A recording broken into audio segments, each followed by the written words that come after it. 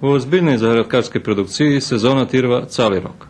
Tak i u gazdovstve Hornjakovi iz Uskocura, ktorí tých dňoch skoro popredali žimskú šalátu zo 4 od 8 plasteníkov a teraz počali presadzovať jarnú šalátu na otvorení. I kedy to ta šalata má pristihnúť za rezanie? A zavisi všetko od chvíli, jak bude, ale da za mešac i pol dní by trebalo, znači tam pred 1. majom by trebalo da počneme rezať. A toto, co bola núka, jak ste prešli z Ozňu, bolo všetko ste popredali, co ste plánovali? A toho roku sme baš dosť mali šaláty i uspjeli sme všetko popredať. Poprechodzelo, evo teraz ostatní plastenik režeme, tu ešte dajaký pol plastenika nam ostalo i plastenička završena proizvodnja. Všetko predávate na pijacoch či po dućanoch?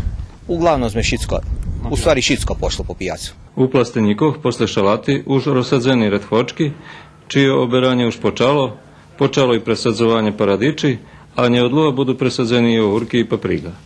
U zahradi posle šalati pridu naše rišitski drugi zahradkarske rošljeni. Hornjakovo familijne gazdovstvo, šitski robja, produkti predavaju po okolnih pijacoh 5 dní u tižnju, ta za odpočivok ne ostava veljo času.